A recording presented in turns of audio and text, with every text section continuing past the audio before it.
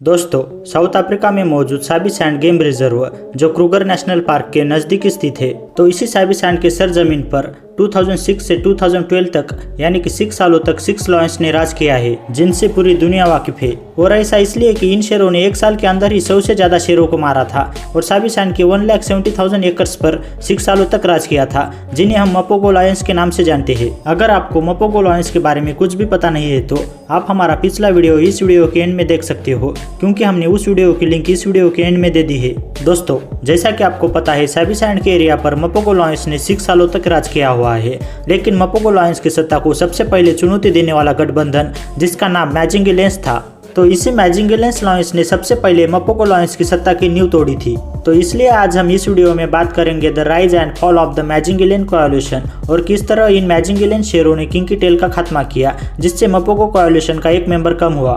दोस्तों, साल 2004 और 2005 के बीच 5 शेरों ने जन्म लिया था, जिसे हम अब मैजिंग-एलायंस कहते हैं। तो उन शेरों ने साल 2009 में अपने प्राइड से अलग होकर व्यक्तिगत रूप से काम करने के बजाय एक गठबंधन के रूप में काम करने का फैसला किया और इन 5 शेरों ने तुरंत ही अपना राज कायम करने के लिए साबी सैंड के तरफ तबाही मचाते हुए निकल पड़े। और तबाही ऐसी कि यह 5 शेर जिस इलाके में भी जाए, वहां मौजूद सभी प्रजातियों के जानवरों को बिना कोई रहम किए अपना शिकार बनाते थे। तो इसलिए कई लोगों का मानना था कि मपोगो शेरों के गठबंधन के बाद पहली बार इतने बड़े और ताकतवर शेरों का साबी सैंड में आगमन हुआ है।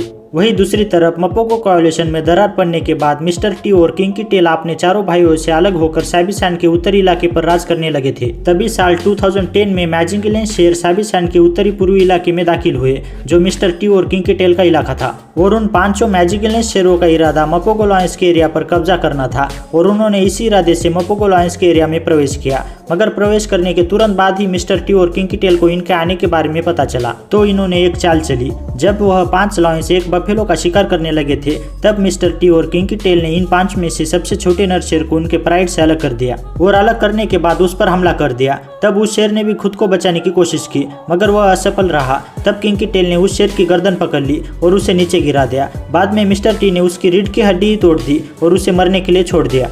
तो इस तरह मिस्टर टी और किंग की टेल ने 5 शेरों में से एक मैजिंग-एलायंस शेर का काम तमाम कर दिया। तो इस भयानक फाइट के देखने के बाद किसी के भी रोंगटे खड़े हो जाते, क्योंकि सामने जो मंजर चल रहा था वह काफी दिल दहलाने वाला था। तो इसके बाद मैजिंग-एलायंस शेरों ने अपने एक भाई को खोया था, पर यह तो एक शुरुआत थी आने वाले आतंक की, जिसने साबी सैंड को हिला कर रख दिया था। और अपने भाई को खोने के बाद यह 4 मैजिंग-एलायंस शेर बदला लेना चाहते थे अपने भाई की मौत का, जिस वजह से यह रात के समय में दहाड़ते चीखते जैसे मानो जंग का ऐलान कर रहे हो वैसे चल रहे थे। तभी इन चारों में से 2 शेरों ने किंग की टेल का पीछा किया और बचे हुए 2 शेरों ने किंग की टेल को आगे से आकर रोक दिया। मगर किंग की टेल इतना बहादुर और स्ट्रांग था कि उसने भागने की बजाय इन चारों पर पहले हमला कर दिया। मगर इनकी संख्या ज्यादा होने के कारण उन्होंने किंग की टेल को जमीन पर गिरा दिया और जमीन पर गिराने के बाद वह 4 शेर किंग की टेल को काटने लगे। उसमें से एक शेर ने उसकी गर्दन पकड़ ली थी, दूसरे ने उसकी पीठ पर काटना शुरू कर दिया था, तीसरे ने तो उसके जेनिटल एरिया पर ही हमला कर दिया और बाद में किंग की टेल की रीढ़ की हड्डी तोड़ डाली, जिससे वह स्थिर हो गया। तभी मिस्टर टी अपने भाई को बचाने के लिए आगे आए, मगर उन शेरों की संख्या ज्यादा होने के कारण मिस्टर टी को वहां से भागना पड़ा। तभी 2 मैजिंग-एलायंस शेर ने मिस्टर टी को ट्रैक करने का प्रयास किया, लेकिन वह असफल रहे और किंग की टेल को मारने के लिए लौट आए। और फिर बाद में यह चारों मैजिंग-एलायंस शेरों ने किंग की टेल की पिछली टांगों और उसकी पूरी पूंछ का अधिकांश हिस्सा खाना शुरू कर दिया था। तभी किंग की टेल ने अपनी आखिरी सांसें ली और इस दुनिया को छोड़कर चला गया। उसके बाद इन चारों मैजिंग-एलायंस शेरों ने मिस्टर टी और किंग की टेल के पूरे एरिया पर अपना कब्जा कर लिया और उनके शावकों को भी मार डाला। वही मिस्टर टी भागकर पश्चिम में रह रहे अपने 4 भाई यानी कि मकुल, स्कार, रास्ता और प्रीटी बॉय से जा मिला। तो अब सभी को ही लग रहा था कि इन दोनों गठबंधन के बीच एक भयानक जंग होगी, लेकिन ऐसा कुछ भी नहीं हुआ, क्योंकि उन चारों मैजिंग-एलायंस शेरों ने मध्य में स्थित लोंडोलोजी गेम रिजर्व पर अपना राज शुरू कर दिया। और यह इतने में ही नहीं रुके, बल्कि यह मपोगो लॉयंस के तरह ही दूसरे प्राइड्स पर कब्जा करने लगे, जिनमें सबसे पहले बहुत ही फेमस सलाला प्राइड पर अपना कब्जा कर लिया। सलाला प्राइड में 8 सब एडल्ट नर बच्चे शामिल थे, जिसमें से 4 बच्चे हमले में मारे गए और 4 नर बच्चे वहां से भागने में सफल रहे। वहीं दूसरी तरफ 4 छोटी लॉयनेस और उनकी 3 माताएं वहां से भागने में सफल रही। इसके बाद उन 3 वयस्क शेरनियों में से 2 शेरनियां अपने दुश्मन यानी कि मैजिंग-एलायंस शेरों के साथ मेटिंग करने के लिए लौट आई, क्योंकि यही सर्वाइवल ऑफ फिटेस्ट है, यानी कि उन्हीं शेरों को मेटिंग करने और अपने वंश को आगे बढ़ाने का मौका मिलेगा, जो सबसे ज्यादा सक्षम होंगे और ताकतवर भी। तो 4 मैजिंगेलियन शेरों ने यानी कि डार्कमेन, गोल्डन मैन, स्कारनोज और हिप्सकार ने सलाला प्राइड पर कब्जा करने के बाद स्पार्टा प्राइड पर भी सफलतापूर्वक कब्जा कर लिया। और यह चारों शेर यहीं पर नहीं रुके, बल्कि यह अधिक से अधिक भूमि हथियाना जारी रखते हैं और अपने एरिया पर अपना प्रभुत्व जमाते रहते हैं। और यह 4 शेर ऐसे करते करते सफलतापूर्वक 5 प्राइड्स और 65,919 एकर्स पर राज करने लगते हैं।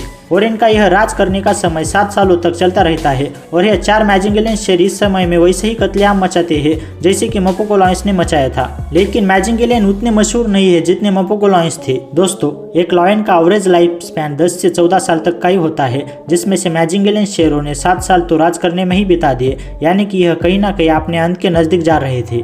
इसलिए मैजिंगेलियंस के अंत के दिनों में सबसे पहले हिप्सकार मारा गया, क्योंकि वह अक्सर अकेले ही रहता था, जिस वजह से बाकी शेर उसे इग्नोर कर देते थे और उसकी दहाड़ का जवाब भी नहीं देते थे। इसके बाद गोल्डन मैन लापता हो गया, लेकिन रिपोर्ट्स की माने तो यह शेर भैंस के हमले में बुरी तरह से घायल हो गया था, जिसकी वजह से यह बूढ़े होने के कारण जख्मी शरीर को दोबारा जल्दी से रिकवर नहीं कर सकता था और यह इसी तकलीफ के साथ मारा जाता है। इसके बाद डार्कमैन और स्कारनोज ही बचे थे और इन दोनों को हमेशा ही एक साथ ही देखा जाता था, जिसकी वजह से इन दोनों ने और 1 साल अपने प्राइड पर राज किया।